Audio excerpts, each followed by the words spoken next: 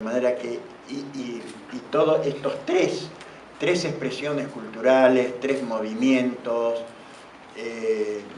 forman parte del entramado político y de la ensalada rusa de que aquí hablaba Horacio, ¿no? De este menjunje que somos. Y para eso no acostumbro de ninguna manera a leer, pero ahora para precisar un poco los conceptos, sí voy a leer por lo menos los temas centrales sobre los cuales quiero hacer algunas reflexiones. Además está decir, claro está, desde dónde viene mi acercamiento al peronismo o al marxismo, etc. Yo vengo desde el núcleo duro de la Iglesia católica, de manera que vengo, pero al mismo tiempo que de la Iglesia, del peronismo, porque para mí nacen juntos, porque de hecho mi historia nace con el cristianismo y con el peronismo. De hecho, mi viejo fue peronista desde la primera hora. Yo tendría en ese momento precisamente unos 10, 11 años. Bueno, a partir de esa época soy peronista y soy cristiano, y por lo tanto, bueno, mis reflexiones no pueden no tejerse alrededor de esas relaciones tan contradictorias. Desde 1945 hasta el presente, una friolera de 70 dinámicos y convulsionados años, tres culturas, tres identidades político-religiosas se entrecruzan, se buscan, se unen, se desunen, se repelen, sin ruptura de continuidad. Peronismo, cristianismo y marxismo. Perón, Cristo y Marx. Cuando los cabecitas negras surgen desde el subsuelo de la patria sublevada, como dijera Scalabrini Ortiz, llenan Plaza de Mayo, el centro simbólico del poder, y exigen la liberación de su líder preso, las agrupaciones y partidos políticos que abrevaban en el marxismo los condenaron como si fueran poco menos que animales salidos del zoológico. La principal institución que en nuestro país representa el cristianismo, es decir, la Iglesia Católica, acompañó al líder y sus cabecitas negras para distanciarse luego y enfrentarlos, transformándose en un actor fundamental en la derrota del peronismo, es decir, de ese primer peronismo, para volverse a reconciliar inmediatamente después. Este es un aspecto fundamental de nuestra historia. Cuando Perón conforma el movimiento, se encontró con que la Iglesia Católica ya había recuperado la hegemonía que había perdido a fines del siglo anterior, la fue recuperando desde 1900 en adelante, y ya en la década del 40, ya la Iglesia Católica era realmente un actor político fundamental, ¿no es cierto? Perón, por lo tanto, lo incorpora a su movimiento. Pero esta relación realmente es muy contradictoria, porque en la caída de Perón, la Iglesia Católica es un actor también fundamental, pero es como una pelea matrimonial, porque al poco tiempo después esto se supera, es decir, se reencuentran nuevamente, porque hay raíces muy profundas sobre de la relación entre el catolicismo y el peronismo. En los largos años de la resistencia peronista, grupos cristianos y marxistas se fueron acercando a los grupos peronistas hasta conformar alianzas, de hecho, en su lucha por el regreso del líder y en general por los derechos de los trabajadores y del pueblo conculcados. Las contradicciones, la mayoría de las cuales no logran la superación en términos hegelianos, anidan en el cuerpo de las tres culturas. Tanto los marxistas como los cristianos y los peronistas se desparraman entre la derecha, el centro y la izquierda, cada una de las cuales a su vez se subdivide para volver a subdividirse y proclamarse como el peronismo auténtico, el cristianismo verdadero, el marxismo ortodoxo. Codovilla era marxista, y también lo era Roby Santucho. Monseñor Bonamín era cristiano, y también lo era Angelelli. López Rega era peronista, y también lo era el mayor Alberte. Y entre ambos extremos, múltiples matices: peronistas, cristianos y marxistas, entre los represores y peronistas y cristianos y marxistas entre los reprimidos.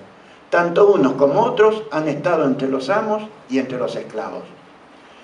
Todo ello es cierto, pero esa realidad sucede solo entre nosotros. Bueno, aquí ya hablaba de esto Horacio, ¿no? ¿No acontece lo mismo en todas las corrientes culturales, políticas, religiosas? ¿No lo hemos visto, no lo vemos en todo el ámbito europeo, donde no es posible distinguir a un izquierdista de un neoliberal? ¿Qué distingue en lo sustancial al PSOE español del PP? ¿No pasa lo mismo en la sobrepolitizada Francia? El hombre es esencialmente, ontológicamente, antropológicamente, un zoon politikon, como decía Aristóteles, un animal político, como lo sabemos por lo menos desde el siglo IV, antes de Cristo. No es que el ser humano sea en primer lugar un ser, un individuo, una persona, que entre otras cualidades posea también la de ser político, sino que la politicidad lo constituye esencialmente. Sin ella no es. Lo político no existe sin el ser humano, el sujeto, pero este no existe sin lo político. Ahora bien, ¿qué es el sujeto? Marx ha dado una definición que en general ha sido solo parcialmente comprendida. Marx dice que la esencia del ser humano es el ensamble de relaciones sociales. Se ha tenido de ello una comprensión parcial en la medida en que se la ha interpretado como si hubiese un sujeto al cual adhiere la relación social, como si esta fuese una cualidad añadida a un sujeto ya constituido. No es así. Las relaciones no son sólo constitutivas del sujeto, sino también constituyentes, y lo son en la medida en que están ensambladas. Esas relaciones, dice Marx, son sociales, lo cual es cierto, pero lo social es un aspecto subordinado de lo político. Relaciones constituyentes mediante las cuales se construyen los sujetos. Relaciones de reconocimiento que son al mismo tiempo relaciones de construcción de poder. Construir relaciones es construir sujetos, es construir poder, y la construcción de poder es construcción política. Podríamos extendernos sobre eso y explicar también, por ejemplo, el tema de los milagros, etcétera, que es un problema de relaciones, un problema de construcción de relaciones y de cambio de relaciones. Relaciones enfermantes, relaciones que sanan, relaciones que curan, relaciones que enferman. El neoliberalismo realmente es un constructor de relaciones enfermizas. Una sociedad realmente que se construye relacionalmente en el neoliberalismo es necesariamente una sociedad enferma, y que las enfermedades van a abundar cada vez más. Los sujetos, o sea, las relaciones que ensambladas los constituyen, lo hacen en un ámbito territorial determinado: familia extendida, clan, tribu, gremio, polis, feudo, reino, nación. En cada uno de estos ámbitos se construye de una determinada manera que tiene que ver con la historia, la cultura, la geografía y muchísimos otros factores. Desde la Revolución Francesa, las diversas asociaciones o grupos políticos, asambleas, frentes, agrupaciones políticas, suelen denominarse de derecha, de centro y de izquierda, con subvariantes como centro-izquierda, centro-derecha, etc.